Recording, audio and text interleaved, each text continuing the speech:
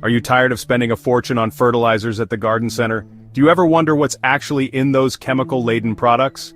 There's a better way, my friend. Today, we're diving into the wonderful world of DIY natural fertilizers. That's right, we're going to unlock the power of your kitchen scraps and turn them into potent plant food. Hey, I'm Brian from Sustainably Rooted.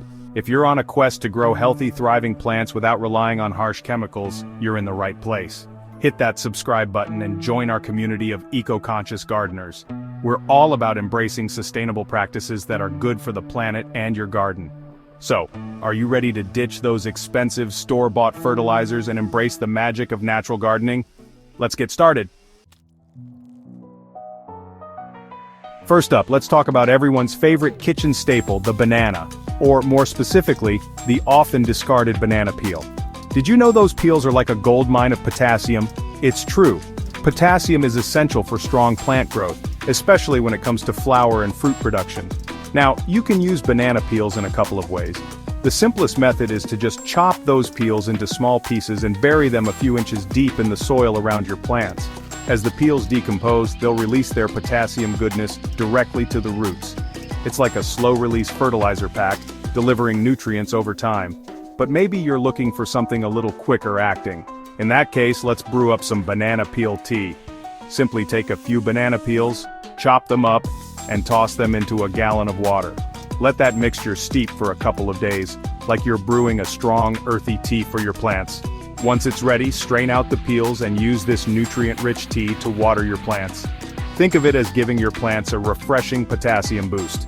Your flowering plants, like roses and tomatoes, will especially thank you for this potassium boost. They'll reward you with more blooms and a bountiful harvest. Next up, let's talk about another kitchen staple that often ends up in the trash: coffee grounds. Now, if you're anything like me, coffee is a morning must-have. But what you might not know is that those used coffee grounds are a fantastic source of nitrogen. Nitrogen is like the building block of plant growth, especially for leafy greens.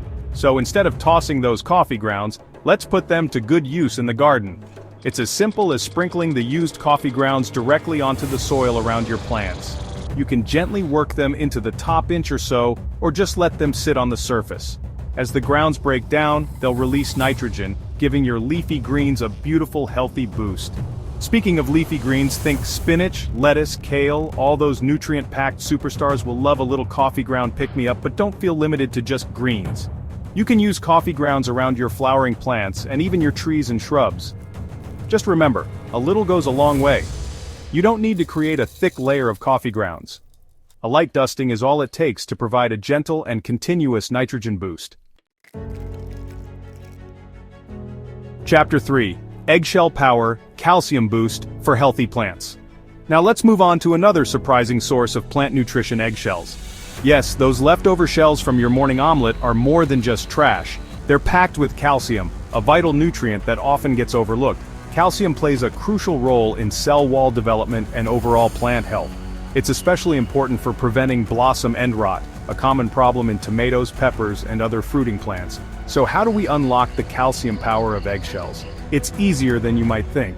Simply rinse out those empty eggshells, spread them out on a baking sheet, and bake them in a low oven for about 30 minutes. This helps to dry them out and makes them easier to crush. Once they're cool, simply crush them up into a fine powder. You can use a mortar and pestle, a rolling pin, or even a food processor.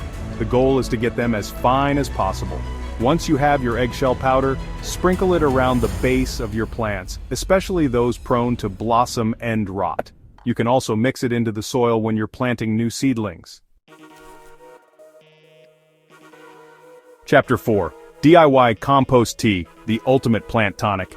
Last but certainly not least, let's talk about the king of all natural fertilizers, compost tea.